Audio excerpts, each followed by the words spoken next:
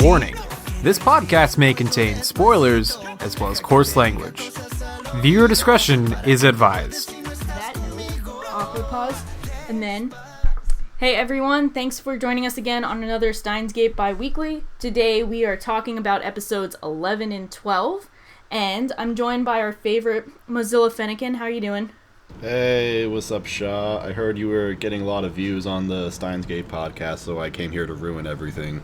No, look at that smile. How can that smile ruin anything? That's the most precious thing of all time. Technically, she started World War III. Aw, how cute. And we're joined... How cute. Aw. Moe War. It looks so cute. And we're joined by another special guest, Marski. How are you doing? Hey, I'm doing fine, thanks. It's good to be back here. Thanks for joining us. I like your avatar, at least for me. It's either like Okabe, or sometimes it's actually just a black screen. So it's kind of cool because, like sometimes Okabe is with us and then sometimes he's not and he's really sad. So it's pretty meta. Yeah. Yeah. So I caught that screen grab from the latest episode. Oh yeah. Got some hot takes. Got some sad Okabe over there. But yeah, so it's kind of interesting. We're at like the halfway point of the series, like the official halfway point, or as halfway point as you can get for something that's like an odd number because it's 23 episodes. So So we're at the halfway point, and it's like I was thinking about it. It's interesting because when everyone thinks about the original series, episode 12 is like the big thing. Like that's the episode. That's like the big boy episode. The episode. Yeah, it's the game-changing episode. And I feel like, in a weird way, we have, like, this episode 12 of this series, which a lot of people, I think, were expecting to be some kind of, like, a similar thrilling episode to the original series. And instead we got, like, kind of the opposite. I don't know if you guys agree. But it was a lot more, like, heartwarming and less intense. It was kind of a, like, feel-good episode, so to speak. But I know, Maz, you had a lot to say on it, as evident by your Mayuri smile. I definitely went into episode 12 thinking that it was going to be the big episode. Not specifically because it's episode 12, but just because episode 11 felt like a season end. Where it's like, Maho and Leskin and the others, they all leave, and it's like the Amadeus thing is kind of over for now. So with that out of the way, I'm just thinking, like, what in the world are they even going to do in the next episode? Like, we don't have, like, all we really have is Kagari, but that's kind of vague so far. So I'm just like, something big has to happen next episode, because we still have half of the show left. So, and in a way, like, this episode was a roller coaster for me, but not exactly like a super depressing one like normally. Like you said, it was a really feel-good episode, and my heart just melted like 12 times when Mayuri started singing. Oh, yeah, that was cute. That actually looked, I took a screenshot of it. I might use it as the background for this, but that looked like a mixture of a Makoto Shinkai background movie, like a 5 centimeters per second meets Violet Evergarden Milky filter. Yeah. So it's like Violet, 5 centimeters per every weekly mashup, and it was like it looked like really nice because like I've had to like take a lot of like screenshots of the series to try and get a good background for these episodes, and like as we've noticed in our Discord, at least there's been some like quality animation art going on, and it's kind of tough to get like a decent looking background, but it was cool how they like really focused on that to really show like from Kaguri's perspective how magical that moment is with Mayuri. So I imagine that's also how you view Mayuri, is that like it's always like a Makoto Shinkai background with like rose-tinted glasses while she sings. And Violet Everweekly lives on. Yeah, with the milky dream filters. It felt like a dream. A nice throwback to our past weekly series. But yeah, so... Actually, I actually do have something to talk about what you said right now with the backgrounds, because I got notes. Ooh, I'm a responsible podcaster. Up. You showed up. Yeah. Yeah. Go ahead. No, you go ahead. I was gonna actually take it. I was gonna turn it over to you anyway. Yeah. So I didn't really feel particularly strongly towards the last episode, episode 12, but that's because my brain is fried right now from trying to connect all the dots. Uh, it's not because the episode is bad. It's because I read the visual novel right before the anime was airing. Actually, I caught up to it like when it was like episode 1 and 2. So now all the roots and all the stuff is like scrambled around my head because the anime does this like swapping around between roots. Yeah. It's taking some of the dialogues from here and there and cutting a lot of from here and there, and it's all kind of a mess in my head. I still need some time to process all of it.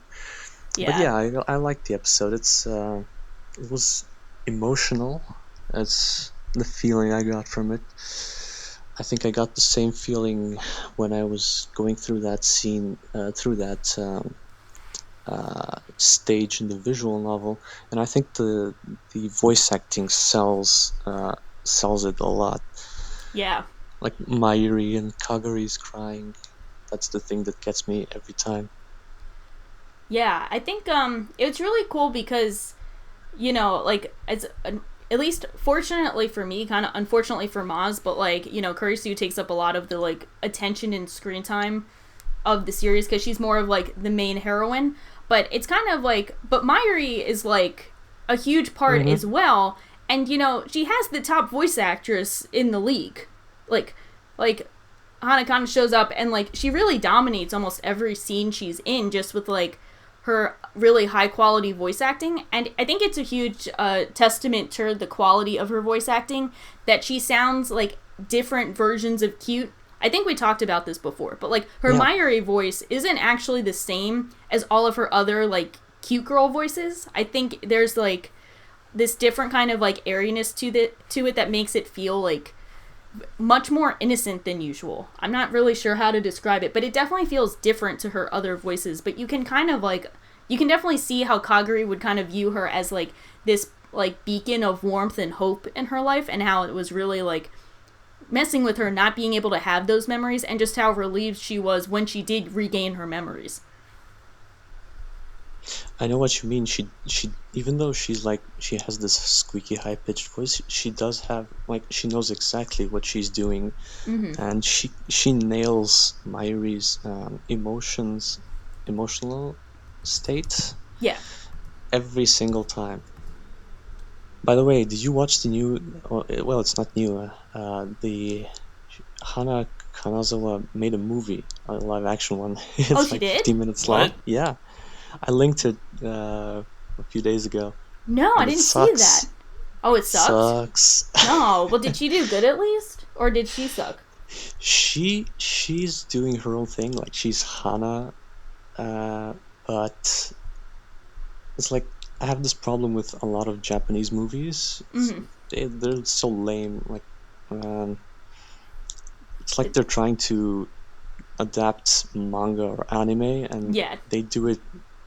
They just don't retain the flow of the manga or anime. It just doesn't translate well into live action without major changes. Major changes, yeah. Yeah, I'm not. You're braver than me. I haven't actually seen a lot of these like live action like manga adaptations. Like you see all the stuff going on for like like Mob Psycho, Erased, all you see those, and I think some people are like actually give them a chance, but I'm like, I think I'm good. I'm gonna pass. Yeah.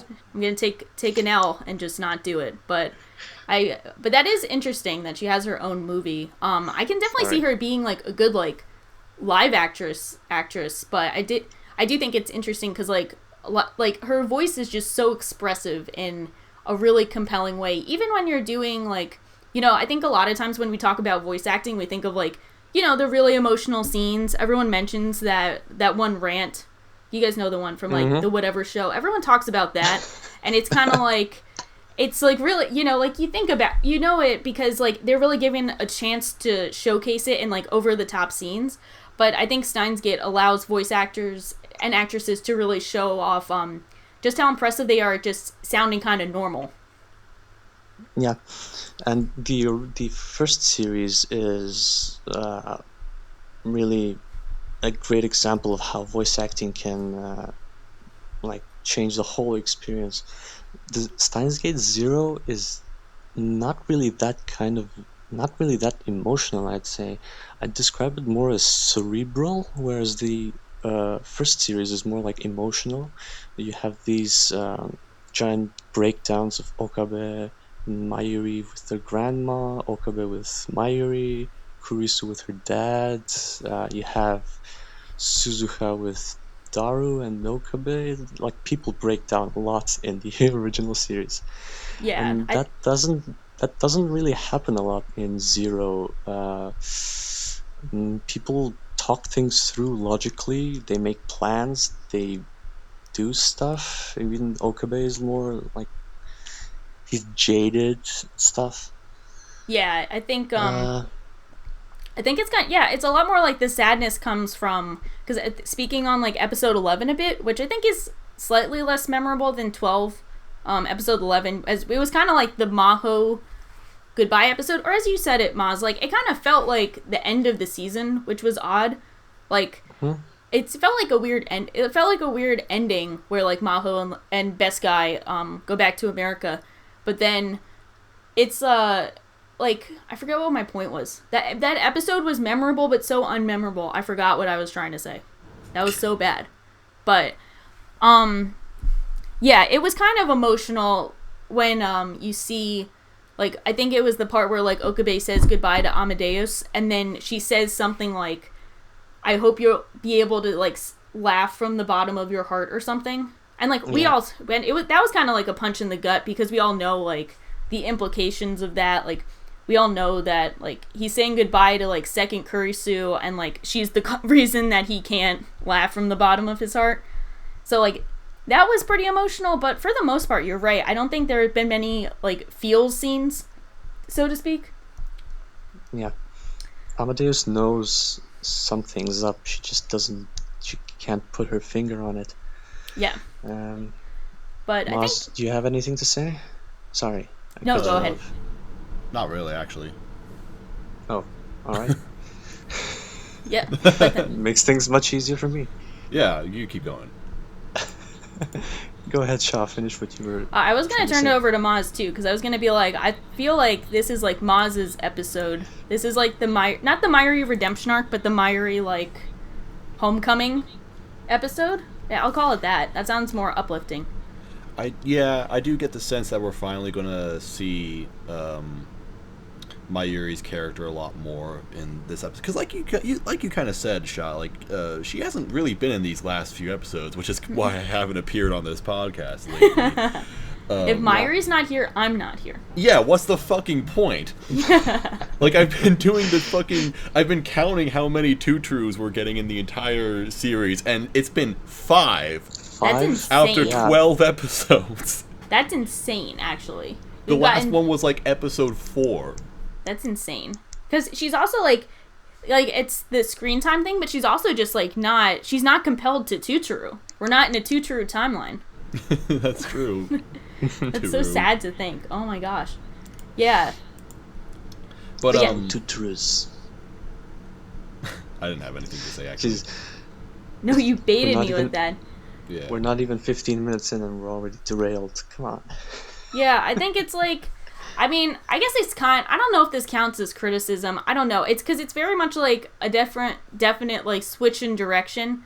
But like I know that we're now going to be like, I guess we're now in like uncharted territory, because it's like we expected kind of a cliffhanger at the end of episode 12, but we got like episode 11 ended and it kind of felt like a season ending. This kind of felt like one in its own way, with like Kaguri getting her memories back.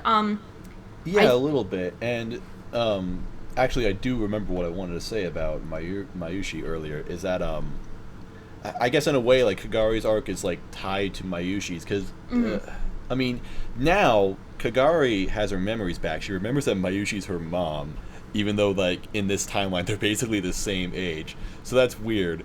But that is weird. She's like taller than her. Yeah, right. Oh, wait. I thought Kagari was like 22 in this timeline right now. You might actually be right. I forget. I'm not sure, honestly. Yeah. I'm not sure if this was mentioned before. I'm not sure what spoilers anymore, so I'm hesitant to talk about it. I'm not sure either. I'm not sure. But Well, technically, the ending of episode 12 was Okabe meeting Kagari when Okabe was in like middle school. okay. I'm like so iffy on this like for this it reminded me of the Steins Gate movie, which I find enjoyable, but I do think it's kind of sus that like his first kiss was Kurisu when she's like 18 and travels back and she like kisses a 12-year-old. Like that was weird. So I was thinking of that when this happened. She needs to leave a strong imprint. Come on. Oh my god, I hate. That was like so dumb. Oh my god. So then they pulled this again, and I was like, no, what are they doing? Like, what are they doing with this? Like, now she's gonna kiss him to leave another strong imprint. But thankfully that didn't happen. But it was just like, I'm kind of a bit done with the whole like, now we have to show why this character is important by showing this like thing in the past that happened that you don't really need to know, but like it's just kind of like a nice like wink and a like hat tip kind of thing. I don't know. I think it's a little too cutesy for me. I don't know. Yeah, I'm not sure what the post credits scene was all about. I guess we'll have to see if they reference it again. I'm not sure what to say about it now. Wow. Yeah. I do enjoy the movie probably a lot more than you did. Well, I gave it an 8. Like, I still really liked it. Like, I really liked the movie, really? But I think I wouldn't say the movie is really good, but I still liked it. You know, one of those. It's one of those. So, like, if I had to nitpick, it would be that. It would be that whole, like, oh, you gotta go back and kiss him, and then it's, like, it's kind of weird. So, like, I still enjoyed the movie overall, but when people criticize it, I'm like, yeah, like, you know, fair points. I can't really combat that. And I don't think the Kagari post-credit scene was, like, a knock on the show. It was just like a bit too much for me. I was just kind of like I think it's supposed to seem cute, but I was also just kind of like, no, I just don't care about that. Like, move on, please.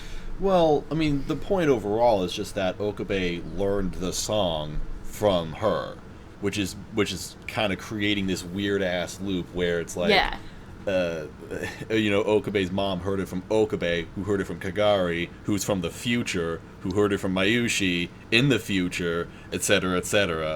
And it's just like, I can't even wrap my head around it because, like, what the fuck, dude? Yeah. It was kind of also like a throwback to around like a similar part in the original series where they were looking for like Suzuha's dad with the pin thing. Like, it kind of reminded me of that, where they were like going around and they're like, time to go find out the source of this, only this one was a bit more wacky, where it's like, the loop is never ending, we all know the song, and now Kagari knows the song. Like, it's a bit of a weird loop, but it kind of reminded me of that, where they made the tone a bit later and everyone was trying to find something. Yeah, that's an interesting point. I didn't think about that. Well, I bet that the song is Despacito 2. That's what causes World War III, is Despacito 2. Yes. I would die. Like, we need more memes of like Kagari just singing Despacito. I'm like, what song is that? How did you... It's the song I sang when I needed to feel happy again. Like, oh yeah, Despacito is what I sing to, like, remind myself that there's hope in the world. But yeah. What did you guys think of the, speaking of, like, actually a productive part of the post-credit scene where they said something like, they're looking at Kagari and they're like, runaway 2x34 is like, that's not it, but it sounds like it. But they're like, she's been located. What did you guys think of that, along with the images of, like, Kagari running away from, like, suspicious-looking buildings and shit? Yeah, that was a thing. spooky. Okay, well, I don't think it really showed anything new exactly, because it's like, we already knew that someone's looking for Kagari. Granted, this is like a different time period, but it didn't really surprise me that Kagari would show up in, like, other time periods, because, I mean, it's clear that she's linked to time travel in some way, right? And I'm going to assume that something just simply went wrong with her. So, I don't know. I wouldn't say it was like a new like oh shit moment, but it was just like it was interesting. Yeah. Do you think Mm-hmm. it's like? Do you think it's more like mysterious now, as in like there's something they still have to like reveal later on of like more of her memories, so to speak? Maybe, maybe. There's Mm. probably something really deep, something really important about her specifically. Besides the fact that she's like a time traveler, she must be some special person in some weird way that I can't even understand right now. Yeah. Yeah. My memory of the VN is still fresh, so I don't want to go into spoilers. I'll Yeah. pass that question. I've I was- heard something vague. I'm not going to get into it. Yeah, I remember. I wasn't sure if you had gotten to it, Marksi, because like I'm not sure. Like I forget the visual novel, like the specific like roots. Like I'm not sure what's in each one specifically. I But, read like- it like 3 weeks ago, and I forgot like 80% of it. I only remember like major plot points and Yeah, some of my that's- favorite scenes. That's pretty much it, because there's Yeah. so much of it. And Yeah. the third act, the last third of the visual novel was so boring for me. I Yeah. ended up skipping a lot of the dialogue because it was so repetitive, and I was like half expecting what the characters would say. But yeah, that's I liked. Jesus, my brain farted. Uh, I Yeah. hope. I think that this anime is doing a good job at adapting the visual novel, and I Mhm. think I said this before somewhere. I think it's gonna fix that uh, boringness in the third act, because the structure of the VN kind of sort of it works as a VN, but it will most certainly not work as an anime, and I think they're doing a good job at improving that part. Yeah, because I But had they're some also problems yeah. too. So I think they've done a good job of like making it flow a bit better. Like I don't think like Mhm. Moz, you wouldn't know like that we're in like mixing up different like story arcs. Like would you say this whole thing feels very like linear and like coherent? No, not really. Actually, Slay. I guess not. I guess it's Well, I mean, granted, I am biased because I was aware that they're kind of zigzagging between routes, but even then, it's like okay, Mayushi, for example. There have been hints that Mayushi is like secretly upset with Okabe Yeah. ever since like episode 3, and they just haven't gotten around to that. So I just think there's and also Kagari was like a main focus for a bit, but then they went back to Amadeus. So they're kind of playing with a bunch of things right now, but it's not like a problem or anything for me. I like what they're doing with this. I would say that the best parts of Steins Gate, including the original series, are when it doesn't feel like a visual novel, and then once you get into like the individual episodes where Okabe has to help someone and they get reading Steiner, that's when the anime is kind of but that's when it feels much more like a visual novel, even dating sim like. But so far, I do like how they're adapting this. yeah. I think it'll. I suspect this will be a lot. This will feel a lot more disjointed when someone binge watches it, as opposed to watching it weekly. Because when you watch weekly, you have like time to process everything and get ready for the new episode, and you kind of forget some stuff by the time. Like I forgot By the like next round, yeah. I forgot what happened in like episode 11 and I watched it like yesterday. Yeah, Like- I forgot that it was about Maho or something like that. I generally and, find Mahu yeah. kind of forgettable. I mean, she's like fine, but like I kind of find her one of the more forgettable members of the cast, even though I like Yeah. her, which That's isn't because the main Yeah. main development she got was in her roots Twin Automata, which was like it's non-existent in the anime. It was chopped up so heavily, it didn't take any of the good parts of that route or the normal routes, like the two true routes, yeah, and it cut out a lot of scenes, which I find like, to be a questionable decision. yeah, I also have here in my notes about episode 11 really fast scene transitions. When I was watching the episode, I felt like the scenes were flying by so fast. Like the two of them were going in Daru's hideout.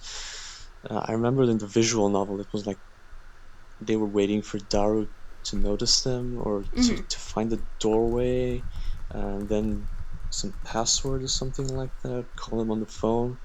And they got in. Daru was being like an otaku, showing off his collections, which is okay. I'm glad they cut that stuff out because it would just be repeating the fact that Daru was a fucking otaku who plays hentai games. Yeah. We all get that. We all know that's Yeah. how he is. We know what he's about. So that's some of the good parts they cut out, like some of the boring stuff. But then they cut out some really strange stuff. Like they cut out one ending, which is Gehenna Stigma. So during their little chat in Daru's office, in the visual novel, Okabe gets a call from Amadeus, which is it's a turning point. It's a decision-making point. But it didn't happen in the anime, which leads me to believe that they'll cut that route entirely.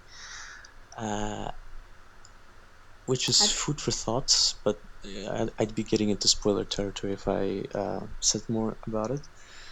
Yeah, it's a weird situation that they're in because it's kind of like there's a lot of crossover, but there's a lot of like individual parts to cover. It's a weird thing because it's not a linear thing. It happens like, you know, you really could have like one ending or another, and they could be like, they could overlap, but they don't feel like they need to happen before or after each other. They could kind of replace the other. So it makes it kind of weird to adapt them, but it's also kind of like the way they portray characters is like completely different. Like we don't know if we're going to get like what version of Maho we're going to get. We don't know what's going to happen to certain characters in different arcs. We don't know like how prominent some of the main characters are going to be. We just aren't really sure, which I guess, I mean, like keeps us on our toes, but it's also, I think it can feel a bit like disjointed when we do move around, even though they're streamlining it as best as they can. I got the feeling that they're making the anime more centered around Okabe, but the visual novel gives plenty of time to both like Suzuha, Maho, Kagari, like Daru, all those people, and kind of it's hard, man. And I can't imagine being on that committee where they decide which parts they want to keep and which parts they want to cut out, because you're like, you need to adapt a like 50+ hour visual novel into a, what's it, 16 or is it less? How many hours is it? It's like 22 episodes. I think it's like 7 or 8 hours. Yeah. And something like 8 hours.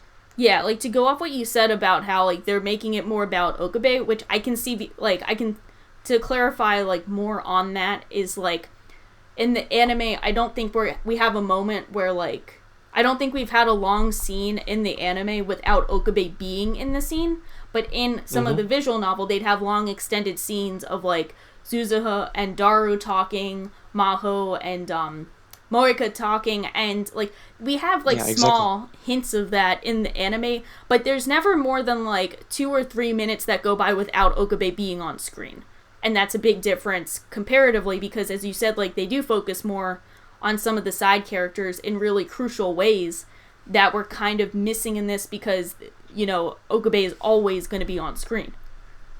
Yeah, and that's those, like when the visual novel changes perspectives a lot, I noticed you don't like you play for Okabe for like half the time, and half the other time you play as some of the other characters like Maho and Daru.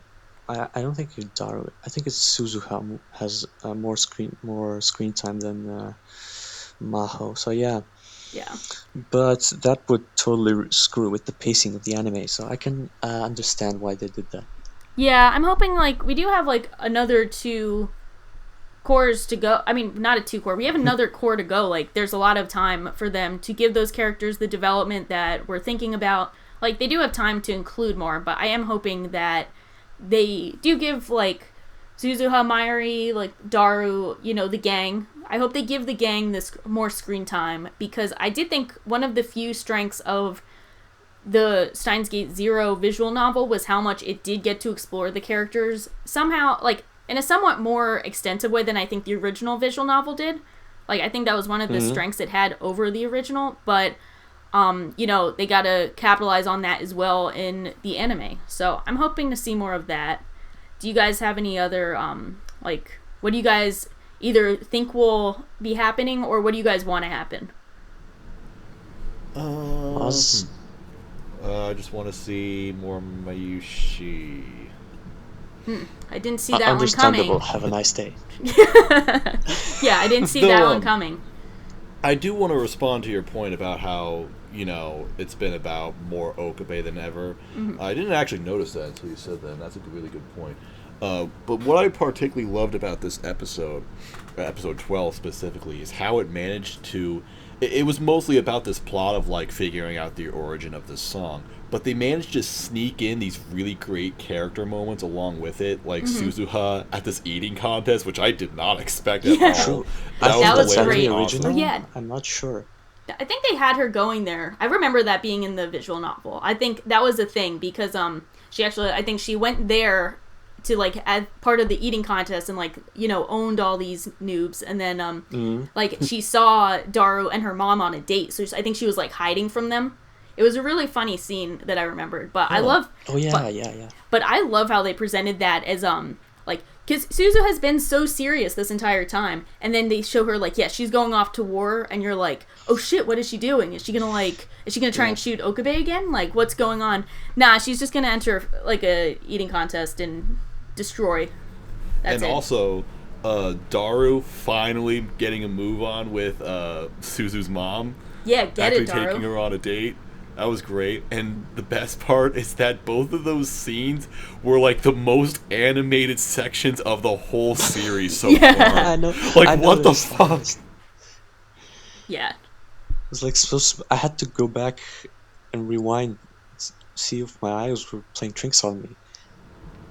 They over animated it so much that it actually looked stupid, but that was, like, how funny it was. Yeah, it was fun. It was funny. Seeing, like, Daru just, like, freak out, like, that was great. Daru smash.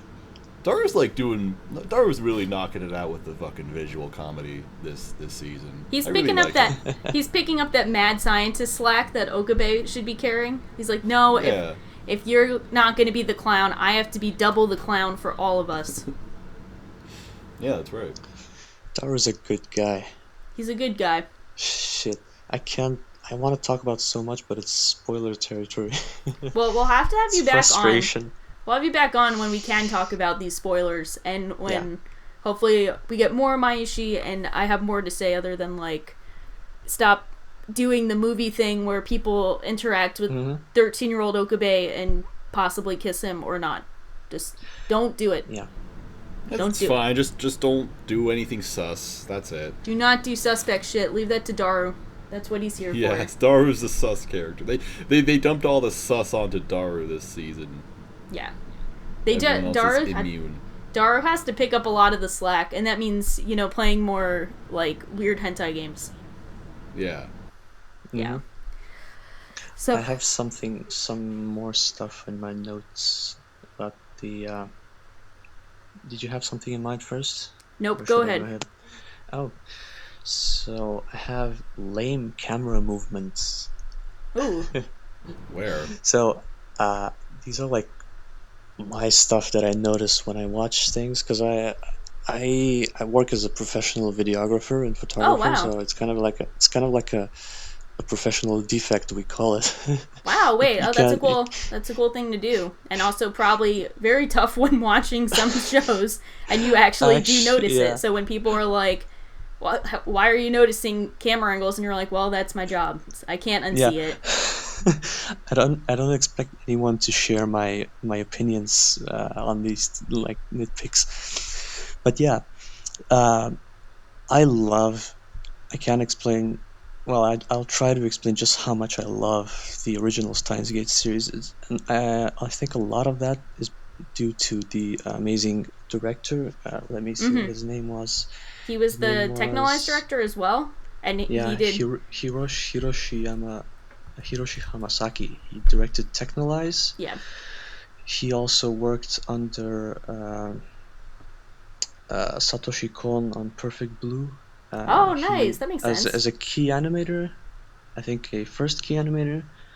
He also worked on the movie Redline as a first key animator. He worked wow. on Space Dandy. He's a pretty. He's Pretty been accomplished around. guy. Yeah. Yeah. Most importantly, he's uh, the director of Orange. That was the main magnum opus of him. We don't Yeah, talk about I noticed. that. I haven't seen Orange, so I didn't want to include that because I'd never. I know Technolize is like one of the classic animes, but yeah, I'm getting sidetracked here. Yeah. So the original anime has these beautiful compositions using light, shadows. The editing is on point, um, and I kind of realized like people were taught before the anime, before Steins Gate Zero, the anime started airing. People were pointing out that this is a completely different staff, and we shouldn't be expecting the same as the original anime. And they were totally right, because I was looking through some of the names in the production lists, and this guy, it's almost a completely new roster, and it really shows like in the little gritty details. Like this guy, this new director who is called Kenichi Kawamura. He's like a junior director. I think this is his first big anime that he directed. The only big anime that he directed earlier was Qualidea Code, Yeah, which pretty I big haven't name seen, show. but I think Maz has yeah. seen it. I've seen it. It was terrible, but I don't believe that was his fault. Okay. Okay. Yeah, That so was an A1 Pictures show, so... I have like two He's- people on my list who've given it a 10, which I find kind of suspect, but Those are probably people who have like an average score of 9.6. I'm gonna check that actually. I will confirm. Well, Miles still broken, so it won't show it. Oh, won't they? I thought it... Oh. I can't even judge them. How am I supposed to talk shit? Fucking gay. Fuck you, Mal. I want to talk shit on people for having Quazilla code as, like... Quazilla I'm reading it as Quazilla code. I'm not... I can't unread it. It sounds cooler, right? Like, Quazilla code? It sounds like a cool Mexican restaurant to go to. But, like... I'm saving the show. So, like, these people have given Quazilla code a 10. I can't even talk shit on them. Fuck off, Mal. I hate you. But come back to us. I watched some YouTube videos about the show to prepare for this pod, and the only thing I remember was like gratuitous booty shots and some other stuff, and I don't remember. That's how memorable it was. Well, I mean, But we yeah. did get some of that with, like, the weird Maho shower thing, but that was actually in the visual novel, too, so it's not even just, like, an anime thing. But, like, yeah. But in the anime, she was like covered with a towel. So it was the more visual tasteful. novel had her, So the visual novel had her butt he's naked. he's unbootying it. He's making it more wholesome, which is against his Quazilla code nature.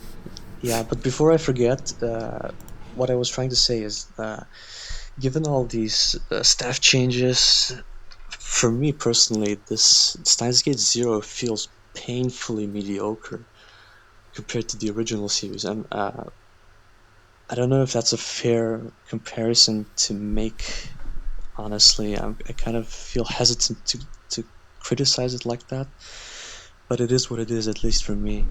Yeah, I can definitely see I feel like there's a bit less, like, visually going on. I find myself a bit less visually engaged than I was with the original series, which I, like, always did, like, mentally note how, like, the cinematography and a lot of the way the scenes were framed was pretty interesting. And I think, like, the closest, like, throwback to that I, like, picked up on was, like, in episode 11 when it was, like, it was through that like fisheye lens, as if it's like the security camera, and that's from like Daru's point of view. And that's only because it's like a fisheye lens, and that's gonna stand out. It wasn't like there was some cool like, shading and art direction that like really stuck out. It was just like changing the camera style. So Yeah, the anime reuses, I think, all of the CG art in the visual novel. It's not even changed even slightly. It's like the same camera angles and the same postures, the same voice acting. I'm not even sure they re-recorded the voice acting because, just for the record, the Steins Gate visual novels are both fully voice acted, and I mean the voice acting is amazing. Like this, yeah, it's the voice actors really give it their all, and I'm not sure if they re-record the voices for the anime. They probably did, because it would be way too lazy to just reuse all the assets, plus some licensing issues. yeah. But the voice actors are doing their own thing, and I just kind of want Steins Gate Zero, the anime, to break out of that shell. I feel like this director is feeling too he's too hesitant to push his boundaries and Yeah. make something that will transcend the visual novel and not just be remembered as a mediocre adaptation, that because he was too afraid to I don't know how to put this. This is my lack of sleep coming in. No, I know what you mean. I think it's kind of, we want to see it like just like we want to see it go above plus I ultra. want to see it grow. Yeah. Yeah. Plus ultra. Plus ultra, some of those camera angles and stuff. But I know what you mean. Yeah, I hope we can see that soon in the next upcoming core. But either that or we just see some more Myri. Y'all are prunes. The show's fine. It looks fine. It sounds fine. It's all fine. Yeah, well, that's it. That does work. I'll take that too. I'll take it too. I don't feel too strongly about it either way. Too. But let's make Steins Gate great again. No, that implies it was never not great. Wah. Oh, well, I want to point out that I remembered something. Mm-hmm. This completely derails everything, but I just remembered that like a few weeks ago I saw a huge spoiler for Steins Gate Zero, and I was like, God damn it, why did I see that? But then I forgot what it was. Like, isn't that like the best thing ever? That is best. Yeah. Yesterday I was thinking about it, I'm like, oh, wait a minute. I saw a huge... Wait, what was that? And then I remembered now. It was Kagari walking in front of the truck. That's what it was. I saw a frame. Yeah. I saw a screen of that from the visual novel, and I'm like, oh, shit, she's going to die. And then that happened this episode. But she didn't die. Yeah. Subverted your expectations. Good job, show. Nice. That's all I had to say. Well, I don't remember that scene from the visual novel, because I don't remember a lot of scenes from the visual novel, and the anime doesn't make it easier either. Yeah. Well, I mean, I think that's pretty much all we have. Like, do you guys have anything else you want to add? Oh, I do. How about episode 11? I have here lacking tension from visual novel, and that kind of ties into what I was talking about with the editing and the shot compositions. Because I think a lot of people talked about this in the Reddit discussion thread of how the anime cut a lot of Okabe's dialogue, and it turned that scene into something else, because in the visual novel it was sort of the climax of the arc. And then we had like the scene in Ferris's house, where both the characters and the player was allowed like a breather. Maho was taking a shower, and that's when she finally, like, that happens to real people in emergencies. Like, your adrenaline is rushing through your body, and you feel pumped up. You don't feel tired. You don't feel pain. You don't feel scared or anything. But when the adrenaline stops, you suddenly like like the end because you spend so much energy thinking, running. Your body is at maximum efficiency.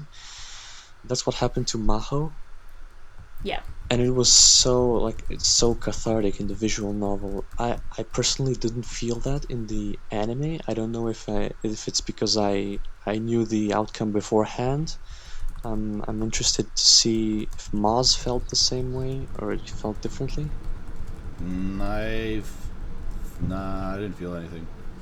Yeah, I think I was just kind of, s- I was kind of like neutral on it, where it was like, Wait, which scene are we talking about again? Sorry, I was looking at something. I think it's a Maho, like, the, So Maho, yeah. Can I just for a second yeah, give yeah. Yeah. a short synopsis? So they were running out of Daru's office. They walked into an alleyway where there was a group of armed people speaking in a foreign language. Right. They shot him with some guns. Then the black rider with the motorcycle helmet showed up. Stuff happens. They shoot the laptop, and Okabe and gang end up in Ferris's apartment. I don't know. I like that scene. I don't have a problem with it. Yeah, I think it was good. I do think it was a good scene. It felt intense. They did a good job of, like, I feel like they did a good job of making it feel intense. I was just not too, like, I didn't really have a strong take. I was just like, yeah, this was an intense hold-up scene, and now they're not. If anything, I was more focused on, like, Maho holding, like, that piece of Kurisu's computer. Like, I think that was nicely done where, yeah, like, she So really... tightly that her hand bled. Yeah, like, she refused to let go of, like, the last part of Kurisu, just kind of showing, like, how much Kurisu meant to her. Like, I thought that was a nice touch, and that was my biggest takeaway from it, really. Like, I don't think it was, it wasn't something I thought about too much. Yeah, there are a lot of neat little details like that spread around throughout the show, which I love. It was something that I love in the first series, and I'm sure I'll love it in the second series when I give it a rewatch a few years down the line. I hope so. Yeah, I hope so. I hope it holds up on rewatch too. But they did do, like, a nice job with having the little details like that. So I do appreciate that.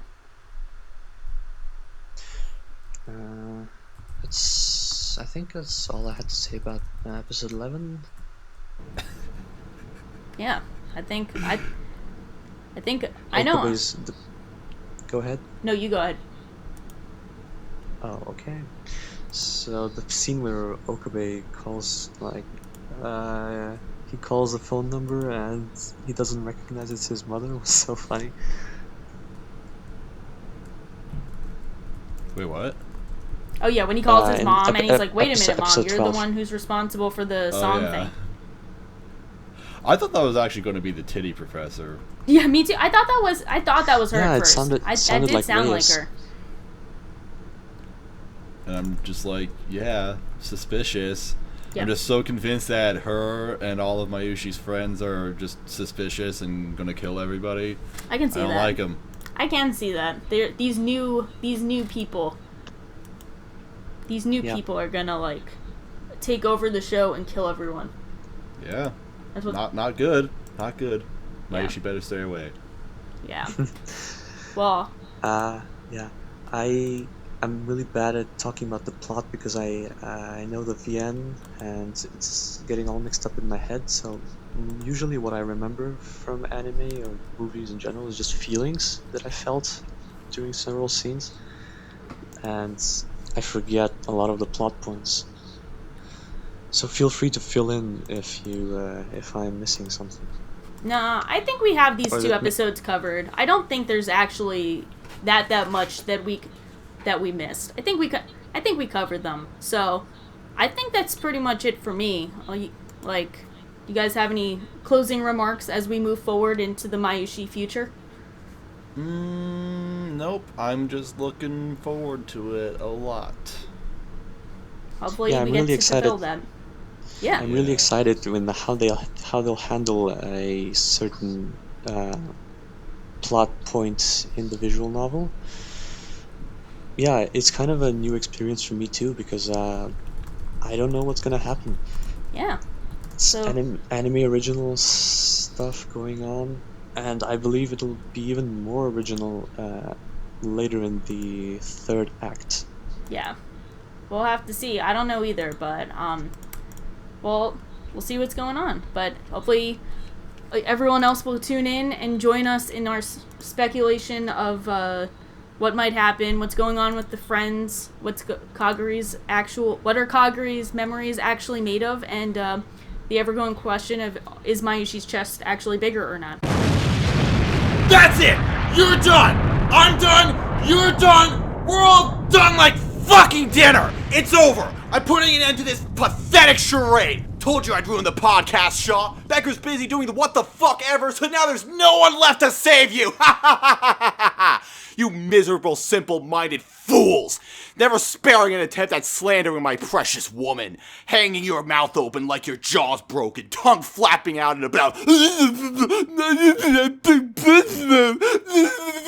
That's you. That's how stupid you sound, as I hear you, day in, day out, podcast after podcast with these mongrels, poking me with their sticks and branches, hoping I'd react. Well, guess what, fuckers? You won that much. I didn't want to have to do this, but you've pushed me into a corner. I can no longer sit here and let you make a mockery out of me. This tomfoolery ends fucking today. And just so you know, you brought this upon yourselves. Ever since this fucking season started, I've heard people say time and time again, "Oh, why do the girls have big besties now?" Like a bunch of fucking whiners. And I'll admit, this is my fault for trying to sweep it under the rug, for having dignity enough to not call attention to it, because I didn't think it would fucking matter. But y'all had a good laugh about it, always telling me I'm in denial, that I can't admit the truth. Well, guess what, you ass goblins? I'm the one who knew the truth all along. You constantly have to point out that Mayuri has big tits. Yeah, I already knew that! Here, I'll give you her official measurements. 85 fucking centimeters. It's listed on her character bio, you fucking idiots! Did you really think that I didn't know that? Jesus Christ, I have a goddamn figure of her right next to me! You know why I didn't say anything? You know why I didn't want people to talk about it? Because I don't want people treating her like some sort of sexual object. I didn't want people to see her in a particularly degrading way because I just want people to understand just how wonderful of a character she is, how beautiful and enjoyable her personality is, how she's the emotional core of the whole series. I just want people to appreciate her more, you know?